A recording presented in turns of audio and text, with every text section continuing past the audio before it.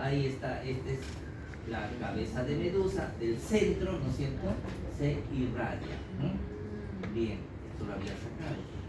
Entonces los contornos, ¿no es cierto?, ahí tenemos una distensión abdominal cuando el paciente viene. Es muy importante ver el ombligo. Si está distendido pero el ombligo sigue en su sitio, sigue invertido, piensen en obesidad o distensión gaseosa.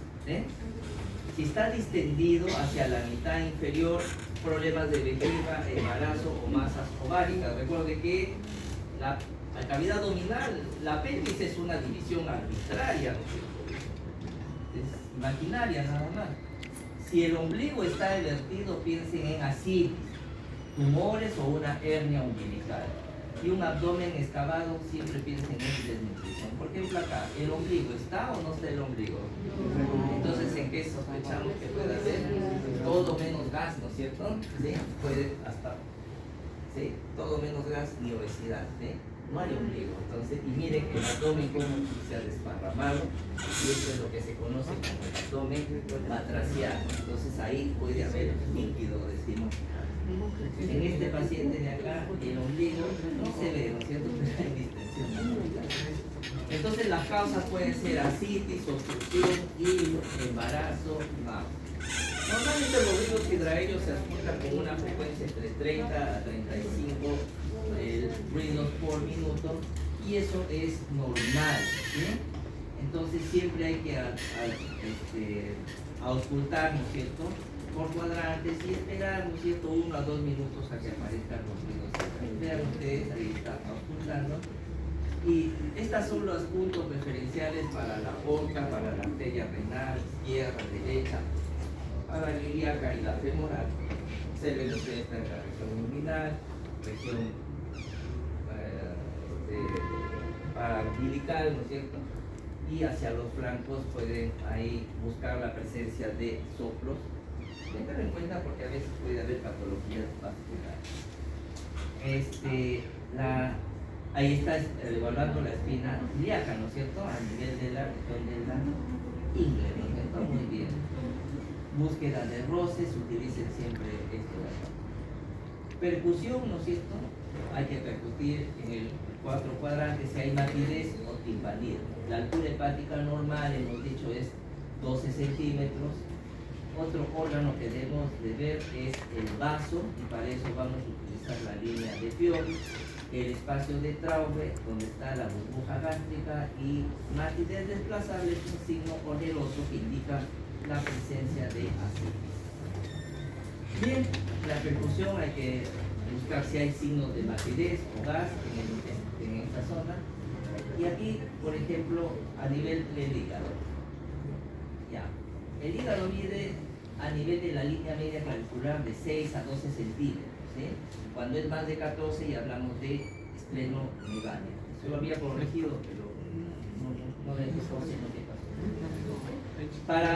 Para determinar la altura del hígado utilizamos una combinación, ¿no es cierto?, de percusión y palpación. Entonces, para determinar el borde superior del hígado hacemos esto, empezamos a percutir desde el tercer o cuarto espacio intercostal, línea media clavicular, hacia abajo. En el momento, ¿no es cierto?, que cambia de sonoridad a matidez, ahí decimos comienza el borde superior del hígado. Y el borde inferior vamos a palparlo nosotros, vamos a determinarlo por palpación.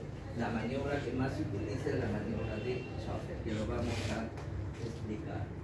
Entonces, una vez determinado el borde superior e inferior, se procede a medir siempre a nivel de la línea media clavicular. Y si es más de 14, decimos de que hay esplenohepatomegalia. ¿Sí? El vaso, ¿no es cierto? El vaso se encuentra en el hipocondrio izquierdo y normalmente no debe pasar la línea de Fiore. ¿Qué cosa es la línea de Fiore? Esto es esto.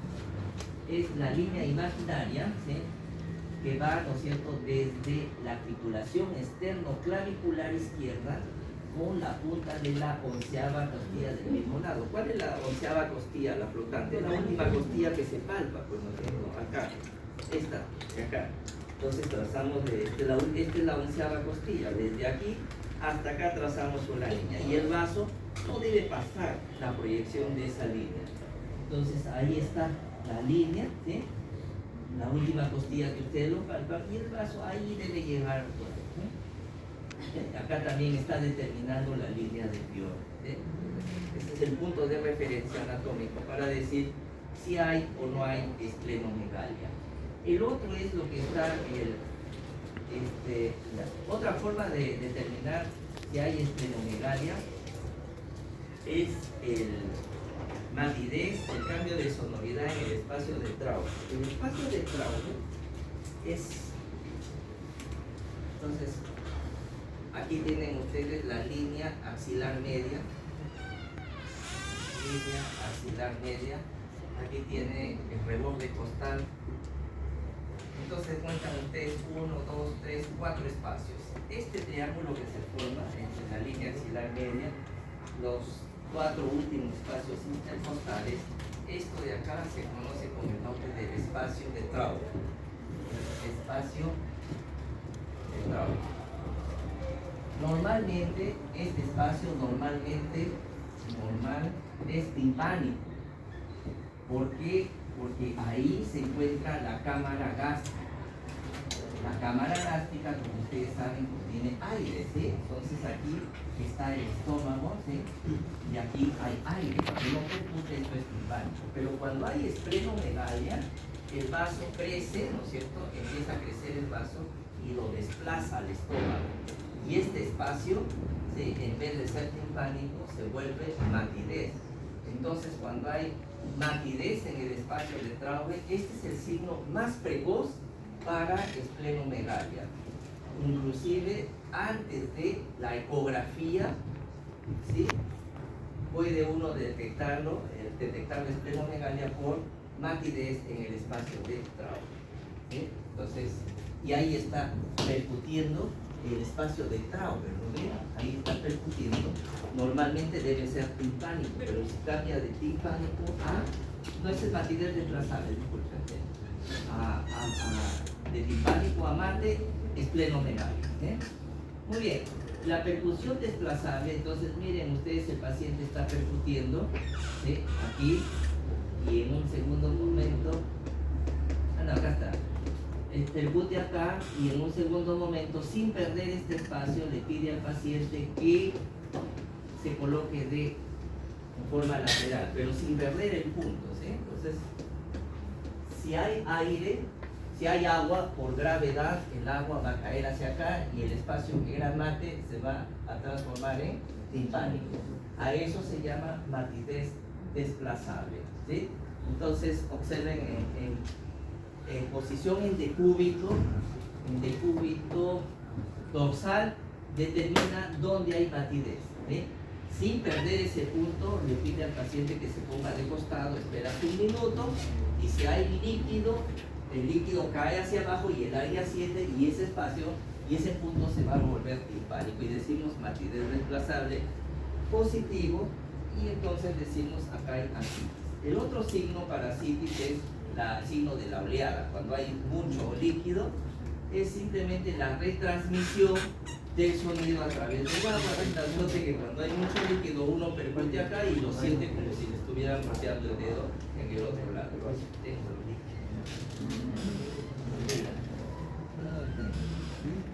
Luego en el abdomen hay que ver si hay dolor o resistencia y otros más. A la palpación hay, como ustedes ven en el cuadro superior, esta es la manera en que se le pide al paciente que se relaje, que flexione las piernas para relajar el abdomen. Y una vez que está relajado, hacemos una palpación superficial encima. ¿Para qué? Para ver si hay signos de irritación peritoneal. Si no hay nada, después pasamos a lo que se llama la palpación profunda. Está utilizando la técnica de 2 manos para vencer la resistencia. ¿Y para qué es la palpación profunda? Para detectar si hay tumores, masas, ¿sí? Entonces la superficial, signo de inflamación, y la profunda si hay tumores o masas, nada más, no hay otro misterio acá, ¿sí? Bien, ¿qué estructuras se pueden palpar? El hígado, los riñones, el sigmoides, la vejiga y el cielo. Palpación superficial, para ver si hay signos de irritación peritoneal, y la profunda básicamente para ver si hay tumores, masas, ¿sí? O delimitar algunos órganos del abdomen. El espesor de la pared se aplica pellizcando, ¿no es cierto? Esto para ver si hay signos de desnutrición, nada más. Bien, hay un signo más, tipos de palpación.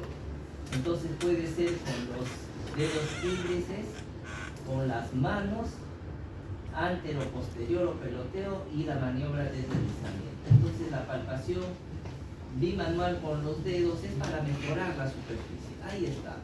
Entonces pueden utilizar las dos manos, ¿sí? Ahí está la forma correcta, no tapando eso, sino ampliando la superficie de contacto. Entonces, cuando me tomaron un examen a mí, a ver, palpa el estómago, el abdomen, y hice, no sabía, hice una palpación bimanual, así lo hice. Sí, puse mi mano acá y no sé cómo, en el subconsciente sería. Y le preguntó, ¿está bien lo que hacen? No, está mal, tiene que ser así. Y la palpación bimanual superpuesta es cuando hay resistencia, para vencer la resistencia, ¿sí? Utiliza las dos manos para que la palpación llegue a estructuras más profundas. Estaba bien lo que hacía, ¿ya? Y el resto, por decir que estaba mal, lo jalaron. Entonces puede ser así para aumentar la superficie de contacto o para vencer resistencia, ¿sí? La bimanual.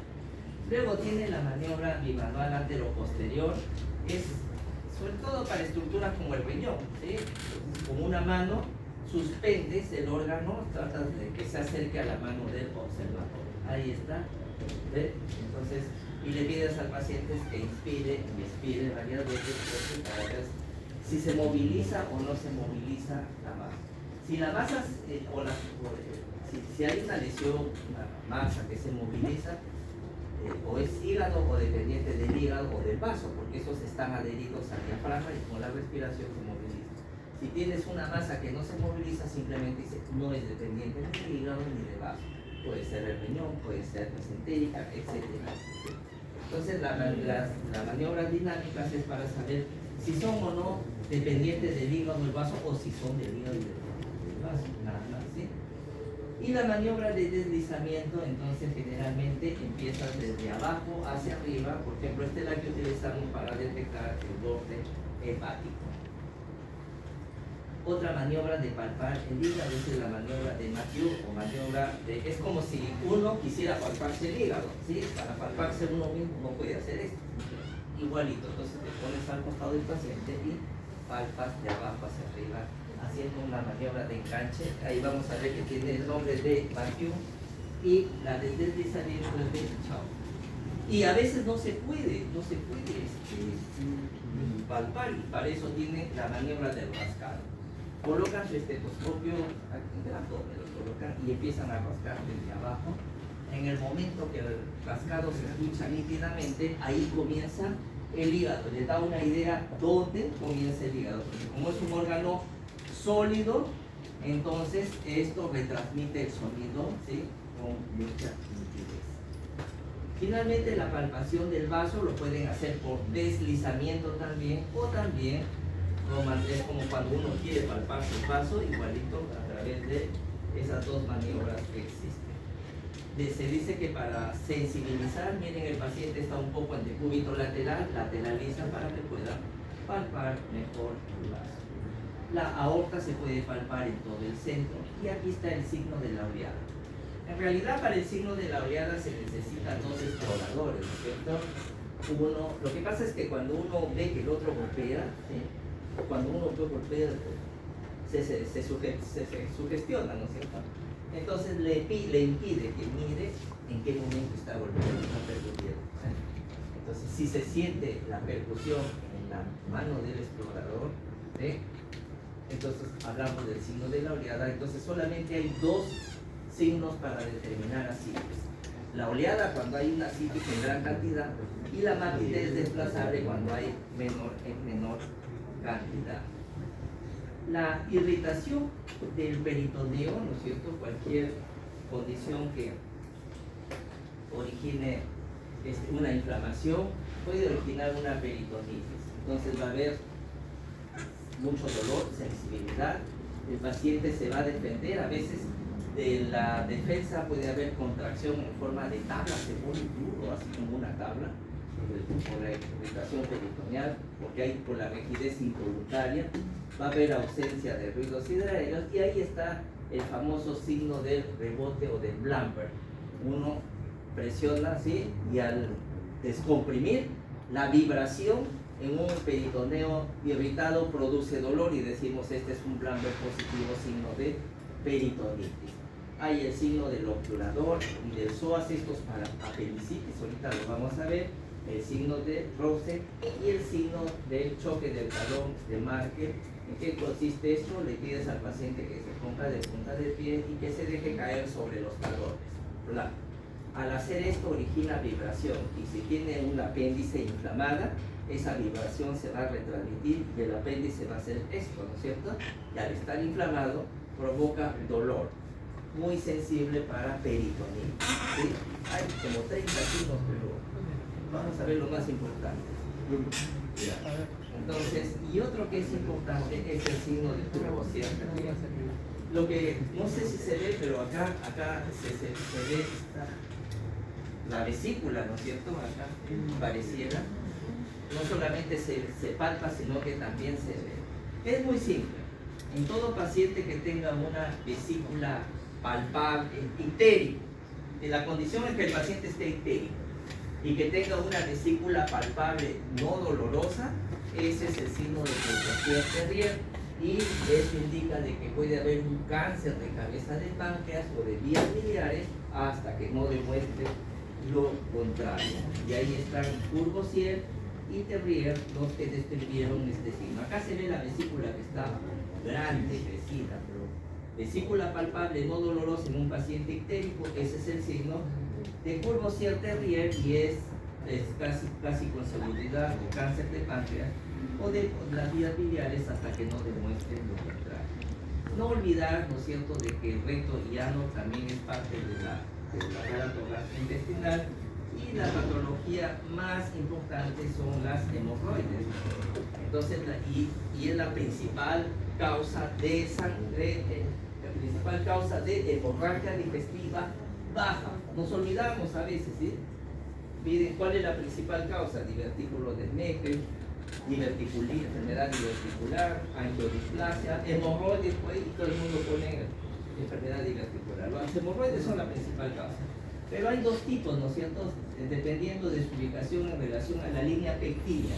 ¿Recuerdan ustedes que la línea pectínea es el punto en el cual de aquí para allá hay epitelio mucoso, ¿no es cierto? Y de aquí para acá, sí, piel prácticamente. Entonces, cuando están por fuera de la línea pectínea son las hemorroides externas. Cuando están por dentro, hemorroides internas. ¿Qué diferencia existe entre las dos sangras? ¿Sí? Pero estas, las externas, tienden a trombosarse, ¿sí? Se trombosan esas venas y son muy dolorosas. En cambio, las internas no, estas tienden a crecer y solamente presentan sangrado sin dolor. Entonces, una de las características clínicas, el dolor en la externa son dolorosas y las internas no dolorosas, pero ambas sangran, ¿eh? Y miren ustedes ahí, esa es la presencia de fisuras o fístulas perianales. Esto es casi patognomónico, encontrar, ya está deformado el ano, ¿no es cierto? Hay fisuras o fístulas perianales, es enfermedad de Crohn, ¿no es cierto? Hasta que no demuestre lo contrario. Fístulas perianales se correlaciona mucho con la enfermedad de Crohn y estas son las cosas que debemos tener en cuenta en el examen físico. Muy bien, ¿alguna pregunta, algún comentario que no se haya entendido hasta acá? Ya, descansamos unos 10 minutos y a las 4 minutos. Usted juega Perú, cirugía básica. Por ejemplo, en el caso del hígado no duele, por el parénquima hepático no tiene receptores para el dolor. El que tiene es la cápsula de Gleason. Entonces, cuando hay distensión de la cápsula de Gleason o de la pared abdominal, puede ocasionar el dolor. ¿Sí? En el caso del hígado es la cápsula de Gleason, en el caso del abdomen por recepción abdominal. Puede haber tracción en la raíz del mesenterio, que también puede ser causa de dolor, por hipermotilidad intestinal o peristaltismo. Es lo que les decía cuando hay el cólico biliar, ¿sí? Entonces hay una obstrucción y la vesícula empieza a ejercer contracciones dolorosas en un intento de liberarse del cálculo que está obstruyendo la salida de la vesícula. ¿Sí? O por irritación peritoneal, ya sea por inflamación, isquemia o por problemas quirúrgicos inclusive. Sin embargo, cuando ustedes tienen un dolor abdominal, primero tienen que asegurarse, cerciorarse de que el dolor es efectivamente procedente del abdomen, pero no vaya a ser un dolor irradiado que se originó en estructuras cardiopulmonares. Por ejemplo, una neumonía o un derrame pleural puede, ¿no es cierto?, por la proximidad, ¿sí?, simular o confundirse con un dolor de tipo abdominal. Igual un neumotórax, igual un problema cardíaco de la cara inferior, que a veces se manifiesta como epigastralgia. Hay pacientes que vienen por epigastralgia y de repente es un infarto, ¿sí?, de la cara diafragmática o cara inferior. Las presencias de hernias o hematomas en la pared abdominal, que no es el abdomen propiamente dicho, puede también simular. Entonces hay que examinar bien al paciente. Lo más triste es esto, pacientes con, por ejemplo, cetoacidosis diabética o estados hiperosmolares en los cuales hay acidemia y hay deshidratación, y esa isquemia de la pared abdominal o de las estructuras viscerales puede producir dolor. Muchos de ellos simulan dolores quirúrgicos, han entrado a sala de operaciones y no han encontrado nada. Cerciorarse que no sea diabético el paciente, lo primero que, por eso uno toma exámenes básicos, son las glucosas. Hipercalcemia, crisis tiroidea son menos frecuentes, ¿sí? Y dolor de tipo neurogénico, radiculopatías diabéticas o por herpes zóster. Les contaba que tenía una paciente este fin de semana con un dolor que simulaba una pancreatitis diabética, no le encontraba nada. Yo también estaba medio asustado y decía, se me pasa una pancreatitis, qué vergüenza. Pero fue todo por la diabetes, una radiculopatía diabética que ahorita ya me está agradeciendo. Y entonces hay que evaluar, hay que preguntar la edad, el sexo, porque nuevamente hay algunas diferencias en cuanto al dolor, el inicio, la localización, la intensidad, síntomas, hábitos alimenticios, si ha habido diarrea o no ha habido diarrea, y algunos otros antecedentes de importancia que vamos a tratar a ver de especial. Nuevamente Alicia para que les ayude el dolor, y en la exploración física, la inspección, auscultación, palpación y finalmente con la percusión. Al final ahí está, y podemos utilizar la escala francesa o las guías americanas para evaluar el abdomen. Los exámenes complementarios son de importancia porque a veces debemos usar ecografía, ya hemos visto imagen en grano de café, córbulos, niveles hidroaéreos, obstrucción intestinal, y hablemos ahora sí de la apendicitis, que es una de las patologías más frecuentes, ¿no es cierto? En la afección quirúrgica, primera causa en la edad, escolares, ¿sí?, y adolescentes. En adultos es bastante difícil, más frecuente en niños y en raza blanca. Está con la continuación del ciego, es un tubo cilíndrico de 2 centímetros hasta 20 centímetros, ¿no es cierto?, y un diámetro de 2.5 milímetros. Y ahí están las estructuras. El apéndice puede estar, ¿no es cierto?, hacia atrás, hacia abajo, hacia la pelvis, o puede estar en la cavidad. Entonces, son variaciones. Pero, ¿qué manifestaciones clínicas tienen? Lo primero que aparece es un dolor, ¿sí?, visceral, epigástrico o periumbilical alrededor del ombligo, ¿sí? Es inespecífico, y de ahí, conforme se localiza, se inflama el apéndice, da la impresión de que migra hacia el punto de más volumen, hacia la fosa ilíaca derecha. Entonces, característico. Primero, dolor visceral y después un dolor somático localizado. El visceral alrededor del ombligo y luego en la fosa ilíaca derecha. En algunas personas puede, ¿no es cierto?, irradiarse hacia la espalda el dolor y ahí sospechar la posibilidad de que sea un apéndice retrocecal, o puede hacia los genitales. Sobre todo hay algunas personas que tienen el apéndice dirigido hacia la cavidad pélvica. Aparece febrícula, náuseas, vómitos, tenesmo, pero también no está acá, pero aparece anorexia. Y es algo que han notado los cirujanos. De todos los signos, el más confiable es la anorexia. Entonces, si tienen dolor, pero el paciente todavía come, tiene apetito, ese no es apendicitis. Entonces, a veces llegan con el dolor y le preguntan, ¿has tomado desayuno? Sí, temprano. No es apendicitis. Y desde el punto de vista fisiopatológico, él pasa por una serie de estadios, de normal a una fase congestiva o catarral. Hay edema, hiperemia, congestión vascular, a predominio de la circulación venosa, luego se vuelve flemonosa o supurativo. Hay acá, además del compromiso linfático, ¿no es cierto?, hay proliferación bacteriana en cavidad libre, ¿no es cierto?, y aparición de un exudado. Luego empieza a haber necrosis, acá ya hay compromiso no solo venoso linfático, sino arterial, ¿sí?, y hay microperforaciones.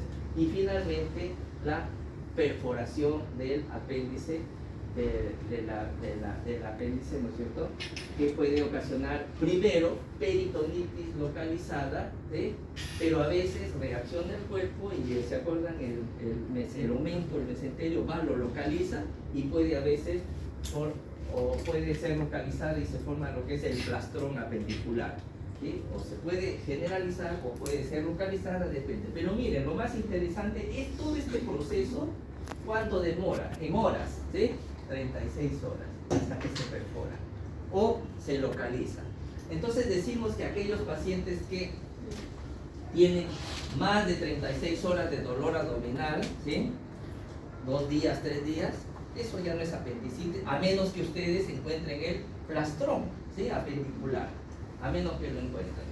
Decíamos que el dolor comienza a nivel del ombligo y después da la impresión que migra hasta el punto de Marburg. Este es el punto de Marburg. Puntos de referencia: la cresta ilíaca anterosuperior y el ombligo. Los dividen en 1, 2, 3 tercios. Y la unión del tercio externo con los 2 tercios internos, ese es el punto de Marburg, donde es la proyección detrás de la cual se encuentra localizado el apéndice. Y desde el punto de vista semiológico existen algunos signos para detectar si hay o no apendicitis. El primero es el mismo signo de Marburg, que es el dolor a la compresión en el punto de Marburg. Directamente, ustedes presionan y si el paciente siente dolor, dicen signo de Marburg, ¿no es cierto? Marburg es positivo, siente esto de acá. El otro es el signo del Blamberg, ¿sí? Presionan en esa zona y descomprimen rápidamente. Entonces es el dolor a la descompresión. Lo que pasa es que cuando yo presiono y descomprimo rápidamente, si el apéndice está inflamado, va a vibrar. Y al vibrar choca con la pared y eso es lo que produce el dolor, ¿sí? Signo ya de peritonitis, de que está en el Marburg, está el apéndice. Acá ya no está solo el apéndice, sino la pared está irritada. El signo del Robson es la presión en el cuadrante inferior izquierdo, no en el lado derecho, sino en el lado izquierdo. Presionan es un Marburg inverso, presionan en esa zona y el dolor aparece acá. ¿Por qué? Al presionar acá, lo que van a hacer es retransmitir la presión del aire y todo hacia el lado derecho. Y si está inflamado el apéndice, va a presentar dolor. Entonces ese es el signo de Robson. Presión en el cuadrante izquierdo que causa dolor en el otro lado por retransmisión de presiones. Luego tienen el signo del obturador. Entonces, cuando el dolor se irradia hacia la espalda, cuando el dolor se irradia hacia los genitales, flexiona la cadera, ¿no es cierto?, en ángulo recto, y luego gira la cadera hacia la parte, hacia una rotación interna.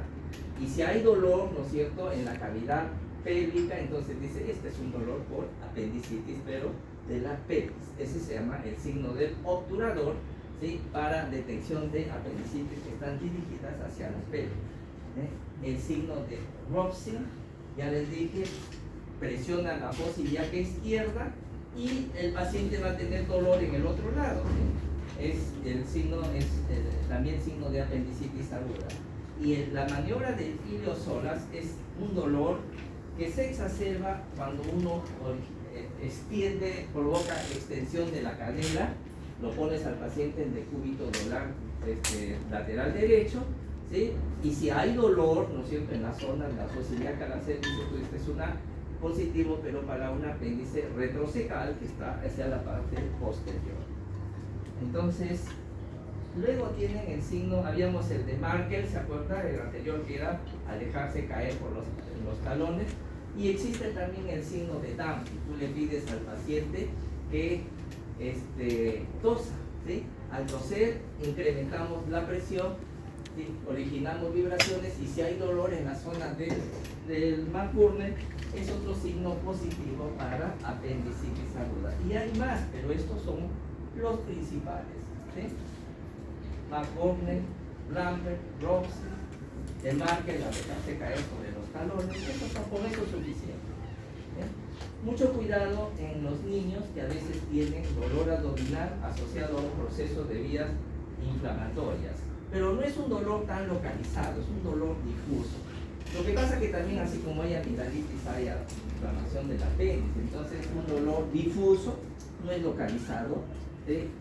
Asociado a náuseas, vómitos en pacientes que tienen un proceso de vías superiores. En esos casos a veces hay que observar al niño, tratar la faringitis, y se desaparece, pues eso nada más, una linfadenitis mesentérica que no llegó a ser apendicitis, pero la característica, miren, es un dolor difuso, ¿sí? No está ahí localizado, o sea, no van a encontrar McBurney, no van a encontrar Lambert positivo, Markel. Entonces a esos niños observarlos muchas veces pasa. Otro de los, ¿sí? ¿Ellos tienen hambre? No, esos sí tienen hambre, son los estómagos, ¿sí? Eso es importante. En la invaginación intestinal, ese es el 80% en niños de 2 años, es cuando un intestino se mete, ¿sí? Se lo traga el otro. Entonces, el 90%, ¿sí? Son idiopáticos, no se sabe, ¿no es cierto? Pareciera que puede haber nódulos linfáticos que actúan como cuerpo extraño, ¿sí? O infecciones respiratorias agudas, y en el 90% es a nivel de hilo con el colon, aunque puede aparecer en cualquiera. Es dolor abdominal, vómitos porque hay una obstrucción, y puede haber enteroragia, ¿sí? O sea, heces sanguinolentas de color grosella, y acá ven el intestino normal y vean cómo se está metiendo, ¿sí? Hacia el colon.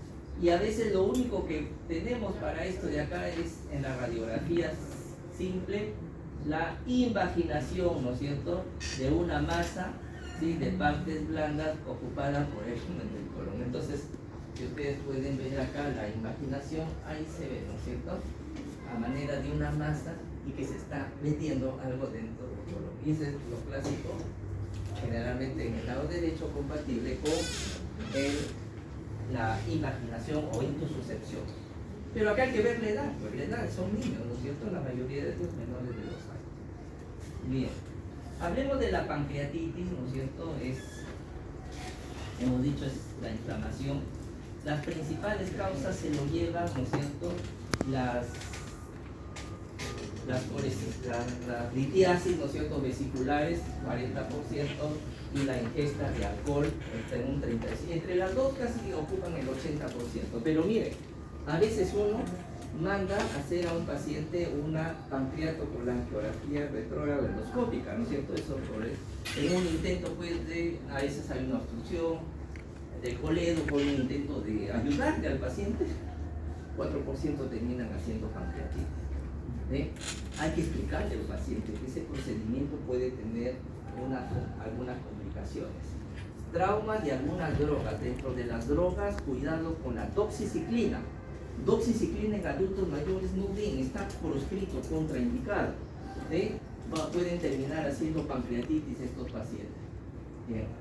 De origen metabólico, los triglicéridos, ¿se acuerdan que les dije que es responsable del 1% de los problemas metabólicos isquémicos cardíacos, pero más problemas da a nivel, ¿sí?, de páncreas? Cuando los niveles de triglicéridos son más de 400 o 500, riesgo ya de pancreatitis. El síntoma cardinal es el dolor, ¿no es cierto?, que está localizado en el abdomen superior y que se puede irradiar hacia la espalda en forma de banda o faja, ¿sí? Ese es el síntoma clásico descrito para la pancreatitis. Muy bien. Y no se olviden el signo de Courvoisier-Terrier, paciente ictérico, con vesícula palpable, no dolorosa, ictericia, ¿sí?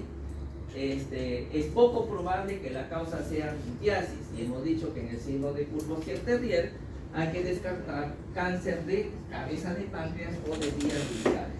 Además del dolor, a veces la pancreatitis se puede complicar y entonces podemos tener una pancreatitis necrotizante y a la vez hemorrágica, y van a aparecer estos dos signos, ¿sí? Equimosis periumbilical, y ese es el signo de Cullen, o equimosis en la parte lateral, ¿no es cierto?, en los flancos, y eso es el signo de Gray-Turner, pero ambos significan o son formas de pancreatitis complicada, ¿sí?, necrohemorrágica, su condición grave realmente, ¿sí?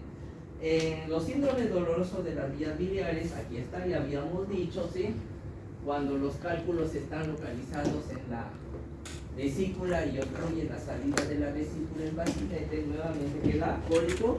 Y cuáles son las características operacionales: dolor de una duración menor de ¿cuánto? 6 horas. ¿Qué tipo es?